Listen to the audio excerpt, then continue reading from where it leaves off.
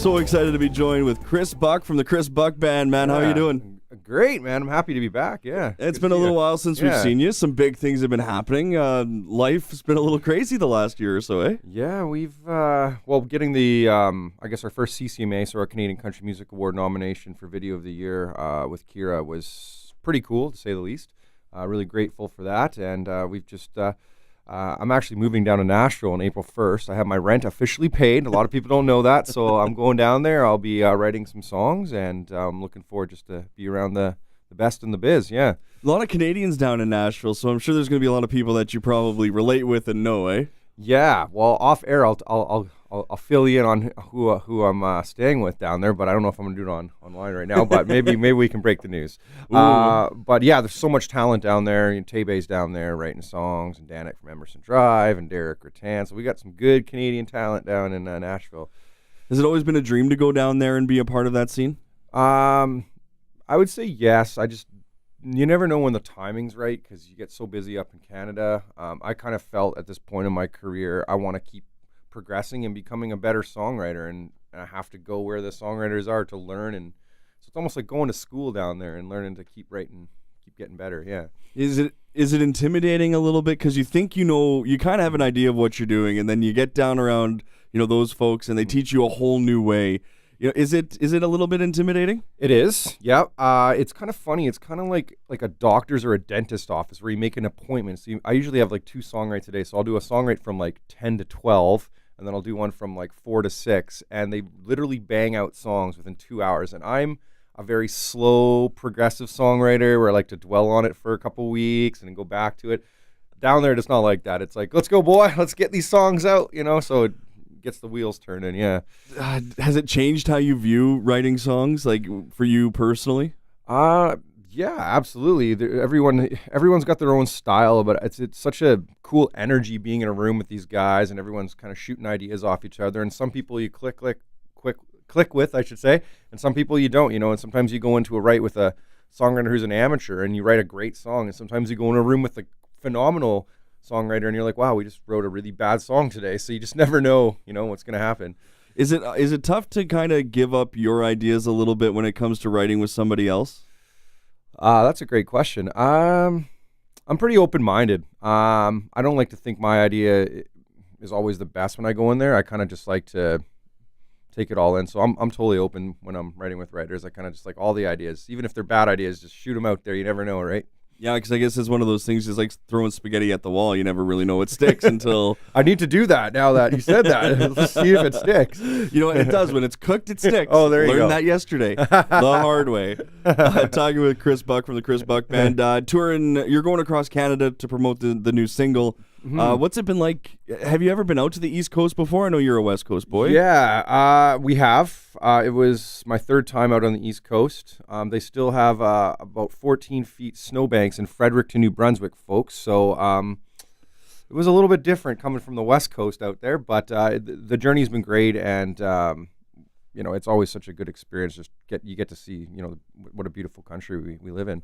Chris, you're a really down-to-earth guy. You're a friendly guy. So when you come, this is the second time you've been here, and it feels like you were here last week kind of thing. Yeah. Do you get that across different radio stations as well? Because, it's a really small community kind of stations, and, you again are just such a fun guy to be around. Well, you guys are one of my favorites. I'm just going to put it out there because last time you guys brought us pizza, and I remember I was full for the whole day. There was a lot of pizza. Yeah, I think there was a lot with some too. We did. We literally left it in the van overnight and ate it for breakfast in the morning. Guilty pleasure.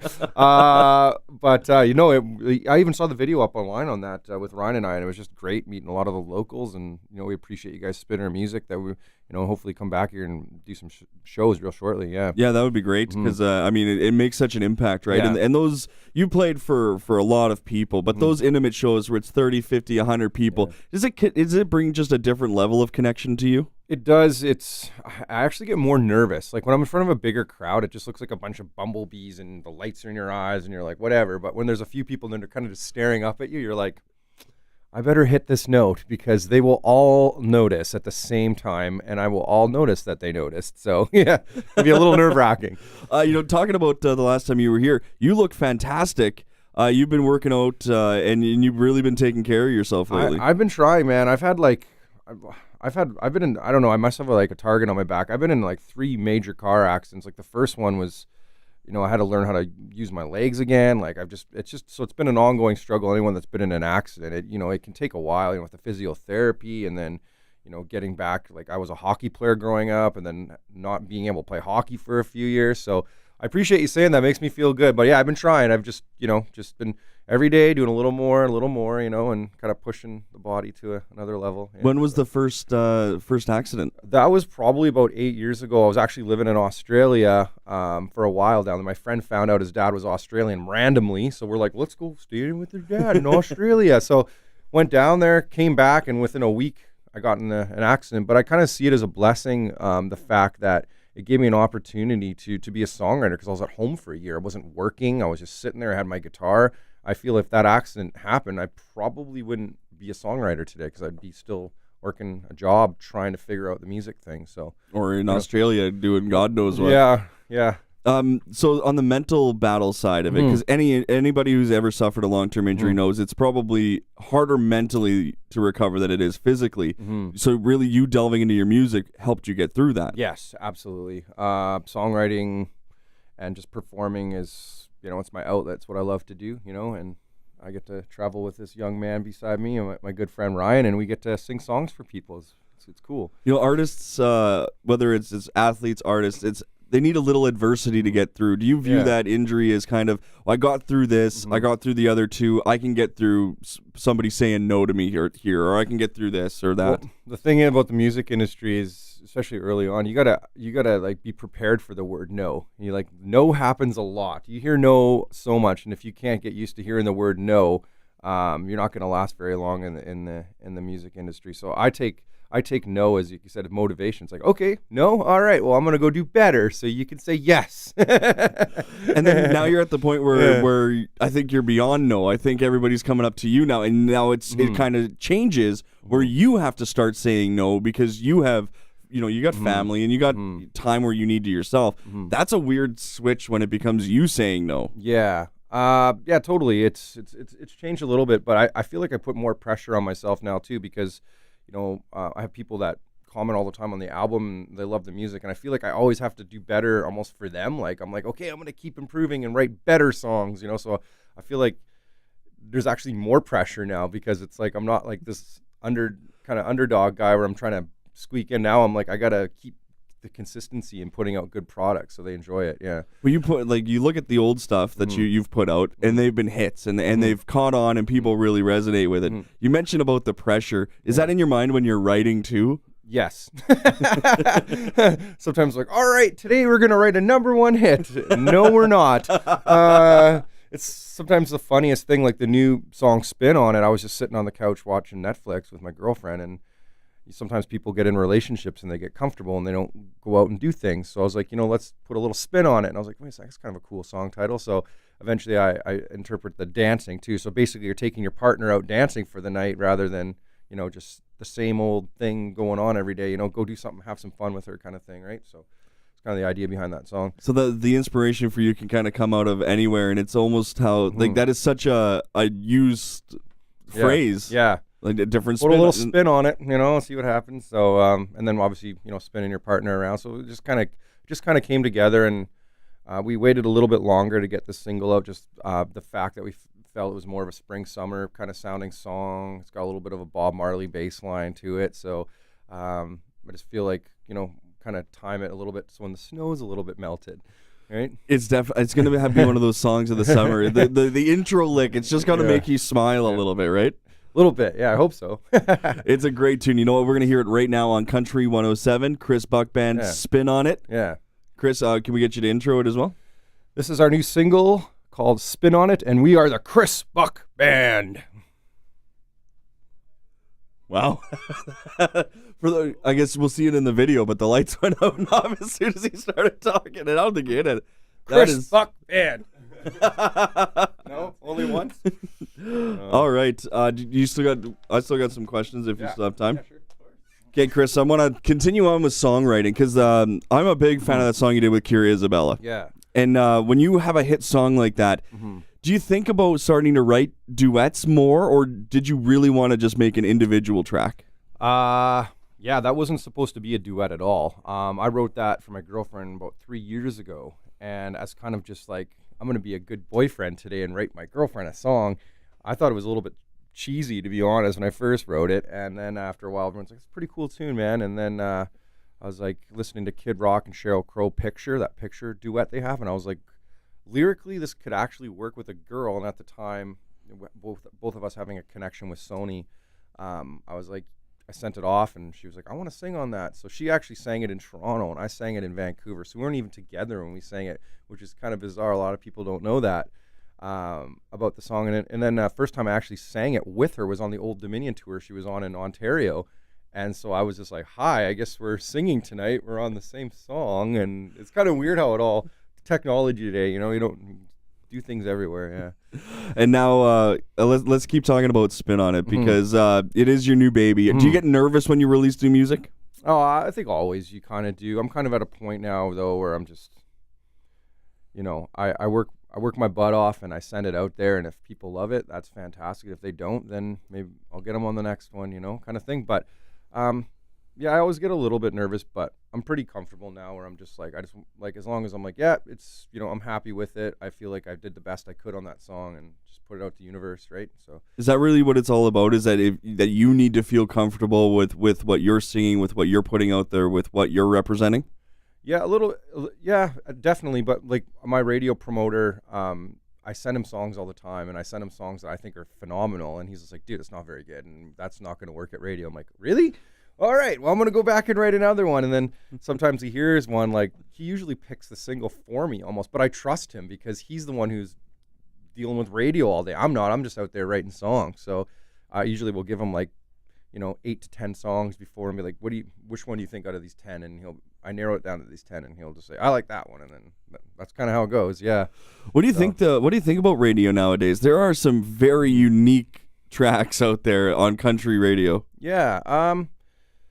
You always want to be creative and, try to do your own thing. I always was like, I need to create a sound. I always tried to create a sound. I always liked the whole like reggae kind of Bob Marley vibe, but I tried to write a few songs and didn't really work out. And now it's basically, I just try to write a good song. I don't care what it sounds like. If it's a good song, it's a good song. If it sounds this way, great, it sounds this way. If it sounds good that way. So I don't necessarily go in and be like, I'm going to write this cool kind of certain song. I just write a song and just see what happens with it. Let it do its thing. Yeah. Well, you're very much an individual, and I don't think that you really care about what's going on so much around you, as long as you can kind of be yourself and be true to who you are, right? Absolutely, yeah. And I think that's one of the great things about being a songwriter and releasing your own songs, because creatively you're so invested in that song. Like a lot of times, if I have other people send me songs as well up from Nashville to cut, but I always feel a lot better when it's my own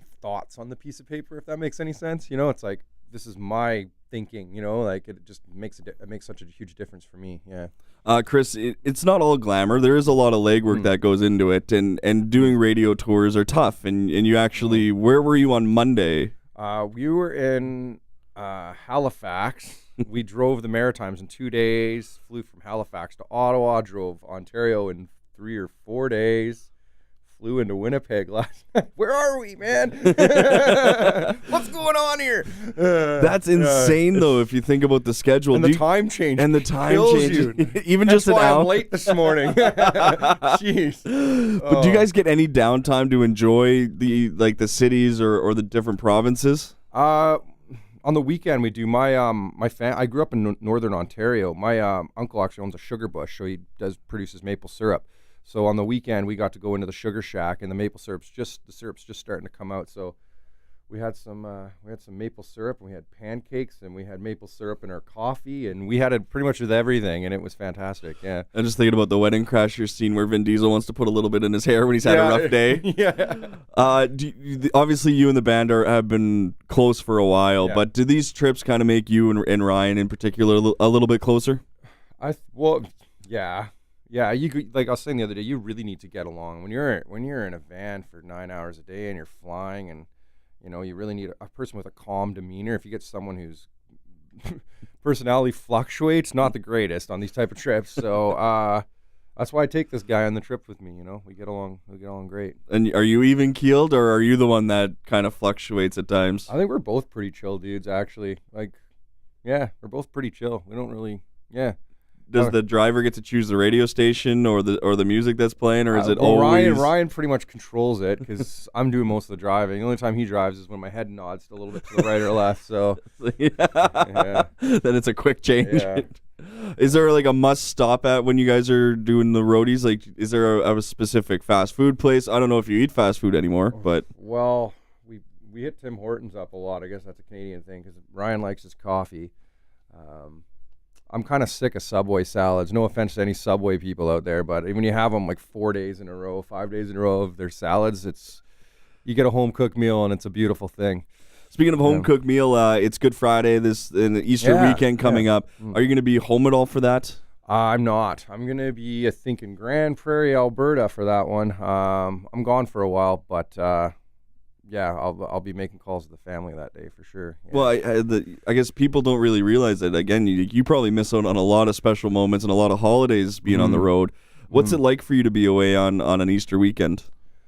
The funny thing is, when I'm on the road, I want to be home, and when I'm home, I want to be on the road. So there's this constant battle, and now I'm at a point in my relationship where my girlfriend knows if I'm not on the road, the rent ain't gonna get paid. So some days she's like, "When are you gonna get back on the road, Chris?"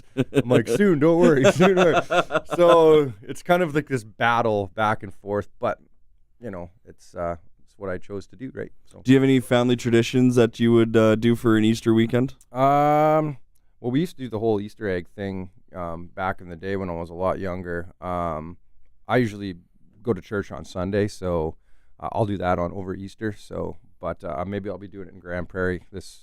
Walking into some random church there on Sunday. So yeah, that's what I do. It's wherever you are, right? Yeah, that's pretty great. Yeah. Okay, so the new single is out. Are we getting a new album? Yeah, new album's out in the fall. So I've got most of it written, but now that I'll be down in Nashville, I'm hoping to better those songs and keep writing better tunes. Yeah. How much fun is recording like a new album? I know it's a lot of work and it's got to be tireless, but it's a lot of work. I find it's a lot of preparation too, because you're so busy. You want to make sure that when you're in studio, you're not wasting people's time. Like, I like to make sure I'm singing the song, 100 times before I go in, so I can just sing it twice and get out of there. So I think preparation is the main thing, where I need to take the time before I go in, so when I walk into the studio, I know exactly what's going on. And before, I'd be like, yeah, I'll be fine. I'll go in there. I'll sing whatever. It's cool. Well, got yelled at a little bit over the years, so yeah, different way of doing it. Yeah. Is it so it's probably not as intimidating as it was, because to walk into a recording studio for the first time, it had to be it's a big deal, because you go from singing in front of your mirror to now being recorded. Yeah, absolutely. It's like I call it, you're under the microscope, right? Every little area, like, oh, gotta do it again. And I always try to push myself to the fact that I go in there and, if my producer looks at me and he kind of smiles, he's like, all right, this is going to be good. And then it's going to be a good day. Or if he kind of looks at you kind of worried, you're like, I'll come back tomorrow. Then for you as an artist, when you record on a CD and then you, as opposed to singing live, you probably want it to be close, right? I mean, you don't want to sound like you're too digital versus raw. And that's the thing, and I think that's a time thing, because a lot of times, a lot of younger artists, it's expensive to be in there, and they're like, okay, you have a day to sing vocals, and whatever you're going to do today, we're going to have to make it work. As like now I'm at a point where my producer will be like, he'll give me a few days, he'll be like, we're going to sing this song, so I barely need to touch that button. I don't want to have to touch that button to make you sound good. You better sing it. So I feel he works me harder, and that's why I would go back to the whole preparation thing. I don't want to be the guy, that just kind of wings it, So. And you don't you put on a show when you perform. Like that's like the energy level is brought up a notch, mostly because of what you do. You're the front man. Yeah. So when you're singing a song and you're moving around, is that even harder to do? Because I mean, standing there and singing it is one thing. Moving around is something totally different. The problem with me is I can't stop moving around. Everyone's like, Chris, stop. Even right now I'm talking to you. I'm like shaking back and forth here. I've back to the 10,000 hour rule. I grinded it out for 4 or 5 nights a week for many, many years, and I've just entertaining for me. Being up on stage, moving around is the fun part of music for me. That's the part I enjoy. Everything else is, just getting to that fun show. Like, that's what it's all worth it. So I can't even remember last time I've even been nervous on stage. I'm excited. Like, I'm like, let's do this, boys. This is going to be fun. Yeah. Do you have any pre-show routines? Yeah, we usually do a little group huddle. Yeah, and we always say who we're going to dedicate the show to. And we always dedicate the show to someone or something and go out there and do it. Yeah. It's a great way to kind of keep everybody together and remind everybody why they're... Yeah, and just, we get to go play music for people. It's pretty cool. Yeah.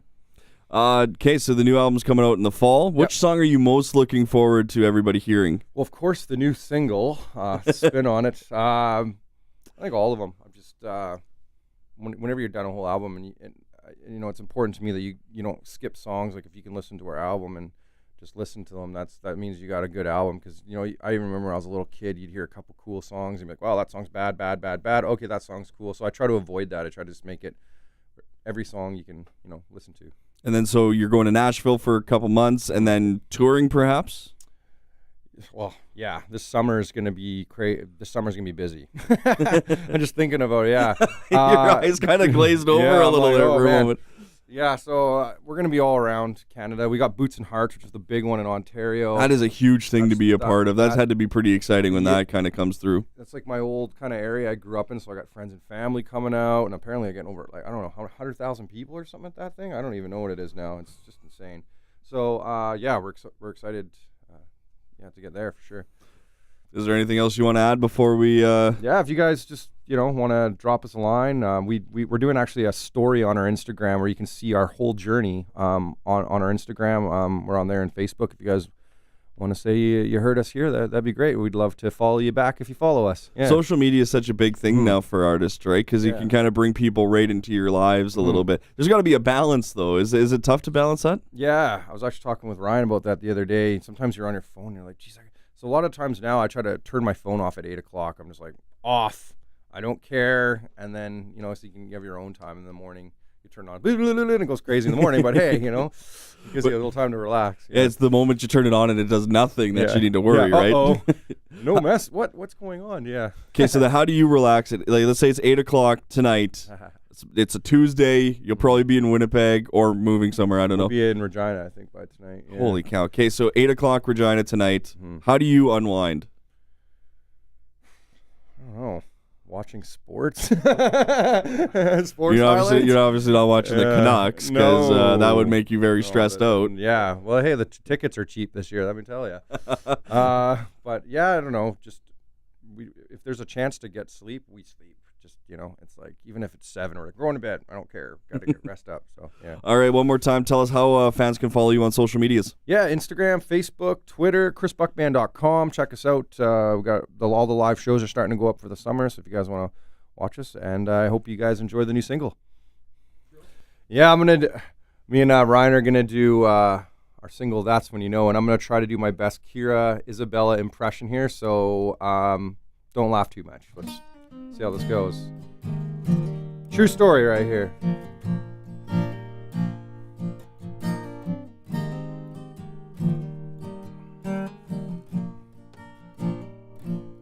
Well, I've been up all night, a restless state of mind. I've been planning now how to make you mine. Working out what I want to say. A diamond ring for my last name. You can't let go. That's when you know. I'll give everything for you. You just gotta say I do. Through the thick and thin, you're everything and more. Together we'll be standing tall. If the world starts to fall, would you walk with me through all the highs and lows? That's when you know.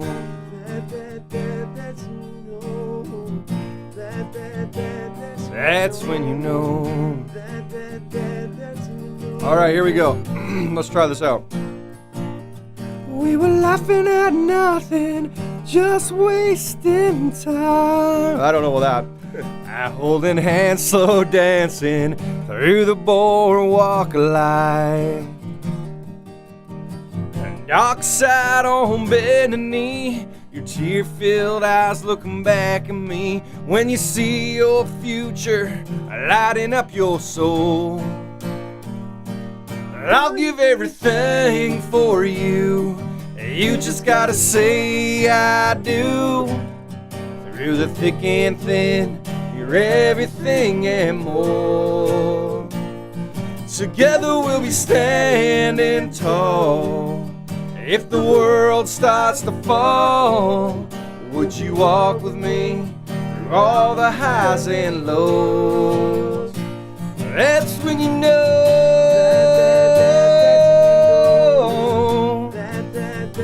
That's when you know.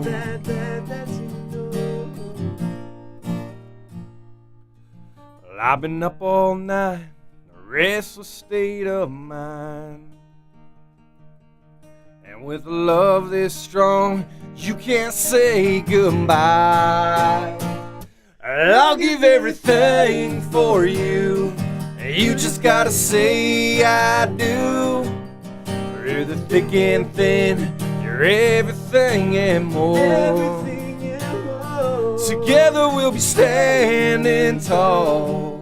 If the world starts to fall, would you walk with me through all the highs and lows?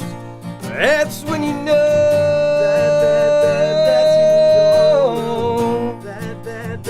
That's when you know. Oh, love. That's when you know. That Kira Isabella part was the most unique thing I think I've ever heard. I can't believe you got through even like the one line of it. Oh, it's hard, especially early in the morning. Was it like 3 a.m. BC time now? Or I don't know. Amazing. Yeah. That was awesome. Yeah, thank you. Oh, you know what? There's some pretty softball-y ones. A couple deep ones, but a couple of softball-y ones. All right. All right, so we'll do a 10 and 60 with Chris Buck. Chris. Yeah. Question number 1. When you hear your song on the radio, do you turn it up and sing along, or do you turn it down and pretend like it's no big deal? Turn it up. Which is your favorite song to sing along to on the radio? Friends in Low Places, Garth Brooks. Beauty. Hot dogs or hamburgers? Both. What is What's that? I'll say on a bun, both. Yes. What is a must-have on a hot dog or hamburger? Ketchup. Good choice. Onions? No. Good call, man. The onions are the worst. If you were on Amazing Race, which other Canadian artist would you want as your partner? Oh man, 60 seconds. Who'd I bring? Aaron Pichette. It's like 60-ish. So. Yeah. Video games or board games? Board games. Sour candies or gummy candies? Gummies. Trucks or sports cars? Trucks. If you could have, who would you have rather met, Johnny Cash or Elvis Presley? Johnny Cash. Why? I love Johnny Cash. Man in Black, man. Love him. Okay, what clothing items do you wear repeatedly? My rednecking hat and my cross. Who inspires you? Either in. Nice. Okay, so final question. What song on the radio right now, when you hear it, you think to yourself, dang, I wish I could have recorded that one? Oh, man. I'm looking at Jess Moskow's frame right now. Cheap Wine and Cigarettes. How great is the song Spin on It? Amazing. Chris, thanks very much for doing man. this, buddy.